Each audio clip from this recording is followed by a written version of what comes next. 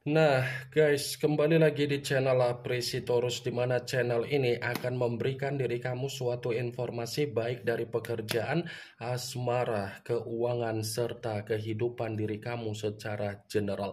Sebelum saya memberikan suatu informasi dari berbagai aspek yang barusan saya katakan tadi, saya juga mengingatkan kepada teman-teman, informasi yang saya berikan terhadap diri kamu bukan suatu acuan untuk kamu ambil dan untuk kamu terima.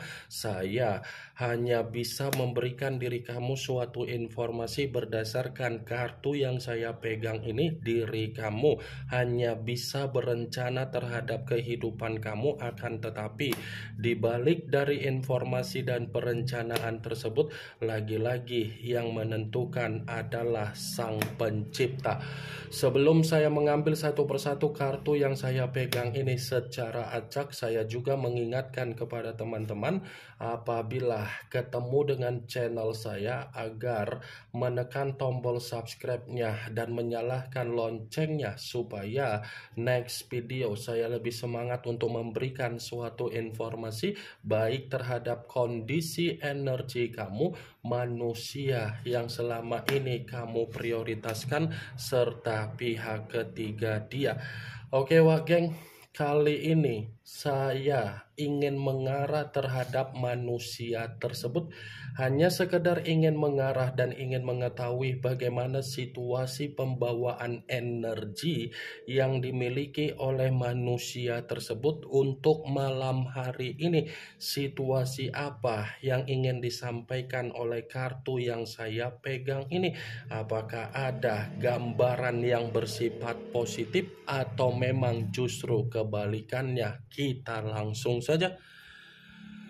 Saya akan mengambil beberapa kartu, di mana kartu yang akan saya ambil nanti bisa saja bersifat resonate, bisa saja tidak bersifat resonate. Semuanya saya kembalikan terhadap pola pemikiran kamu, semuanya saya kembalikan terhadap situasi energi yang kamu miliki untuk saat ini.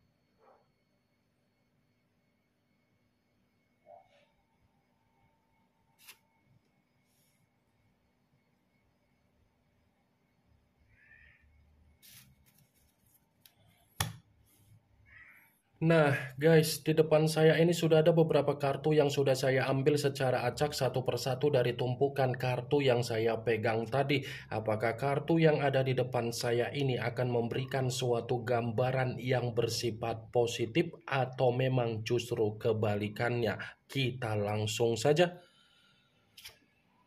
Muncul kartu ini.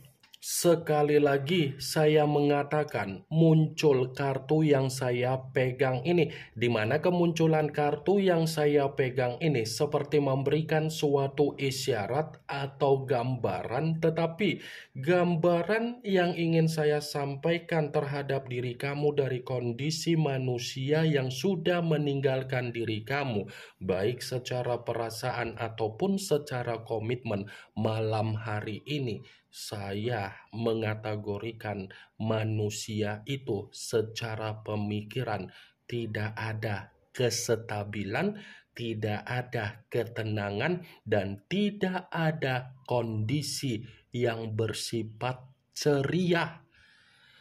Kartu pertama yang saya pegang ini adalah kartu yang mengarah terhadap unsur api, berlambangkan 3 zodiak: Aries, Leo, dan Sagittarius. Kalau seandainya saya mencoba untuk mengesampingkan ketiga zodiak yang barusan saya katakan tadi, Bisa saja ada kemungkinan besar malam ini manusia itu masih memantau diri kamu. Malam ini manusia itu masih kepo dengan apa yang menjadi kehidupan kamu. Memantau dan kepo terhadap diri kamu, dia lakukan secara media sosial. Kenapa saya mengatakan manusia itu masih memantau? Karena memang pembawaan energinya masih ketergantungan, karena memang pembawaan energinya masih terobsesi terhadap diri kamu. Dia tidak mampu untuk melampiaskan apa yang menjadi rasa ketergantungan dia mampu untuk dia lakukan secara kekepoan dia. Ini the emperor, raja di atas raja. Kalaupun saya mencoba untuk flashback kembali ketika manusia itu menjalin yang namanya komitmen terhadap diri kamu, saya yakin ketika kamu ada kesalahan, pasti kamu langsung meminta maaf. Tetapi ketika manusia itu ada kesalahan, belum tentu kesalahan yang dia miliki bisa dia akuin. Bisa saja kesalahan itu dia lemparkan terhadap diri kamu agar kamu yang merasa tersudutkan, agar kamu merasa kepikiran, agar kamu merasa terbebani. Mantap kan wak geng? Ya kan? Ketika kamu ada masalah, kamu cepat-cepat meminta maaf. Tetapi ketika dia ada masalah, dia melakukan kesalahan, dia cepat-cepat untuk memberikan tindakan agar dia tidak bisa untuk disalahkan. Ini the emperor. Kamu mengharapkan manusia itu untuk mengayomi kamu, sangat omong kosong. Omong kosong kalau kamu mengharapkan ini orang untuk mengayomi kamu. Sekalipun dia mampu untuk mengayomi diri kamu, pasti ada maksud dan ada tujuan, ada keuntungan yang dia cari terhadap diri kamu. Dia akan mempertimbangkan dan dia akan memperhitungkan setiap tindakan yang dia lakukan terhadap diri kamu. Itu pasti dia akan memikirkan apa yang menjadi feedbacknya. Berbeda dengan kamu. Kalau kamu melakukan apa yang menjadi tindakan kamu secara komitmen, yang kamu pikirkan apa? Bagaimana komitmen itu bersifat akur, bagaimana komitmen itu ada kebahagiaan, dan bagaimana komitmen itu bisa saling memberikan ketulusan. Berbanding terbalik kan? Sudah sadar diri kamu? Atau memang belum sadar? Ingat, saya berbicara seperti ini bukan berarti saya ingin memberikan suatu sugesti secara pemikiran, tetapi logika kalau dimainkan secara kenyataan dari komitmen kamu, saya pastikan ucapan saya tadi terjadi dan kamu alami. Saya memang mengatakan apa yang menjadi posisi energi kamu, tetapi posisi energi yang barusan saya katakan tadi bukan berarti itu lebih mendominasi untuk saya sampaikan malam hari ini. Itu hanya sekedar flashback. Muncul kartu Five of Wands, kartu tongkat yang keluar, tetapi kartu tersebut terdiri dari 5 tongkat. Kalau seandainya saya mencoba untuk menarik satu tongkat dari kelima tongkat tersebut, satu tongkat yang saya tarik ini, coba kamu perhatikan bagaimana situasi gambar di dalam kartu tersebut. Coba kamu perhatikan bagaimana situasi gambar di dalam kartu tersebut. Kalau kartu ini saya katakan terhadap manusia itu malam hari ini, ya bisa saja kondisi dia ini lagi ada konflik secara batin, secara mental, secara pemikiran, secara perasaan, dan secara intuisi. Ada konflik yang dimana konflik ini seperti menandakan bahwasannya situasi dia memang lagi ada kebuntuan, memang lagi ada kebingungan, memang lagi ada kelinglungan. Di luar dari apa yang menjadi perkataan saya, kalau saya mengatakan kembali secara karakter yang dia miliki, saya akuin ini orang egois, karakternya keras kepala, karakternya angkuh, karakternya sombong. Tetapi perlu kamu tahu, Karakter yang saya katakan tadi itu sedang menjatuhkan posisi dia, karakter itu sedang mempermalukan situasi dia.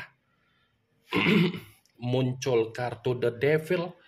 The Devil yang dimana kemunculan kartu ini mengarah terhadap unsur tanah berlambangkan 3 zodiak Capricorn, Taurus, dan Virgo.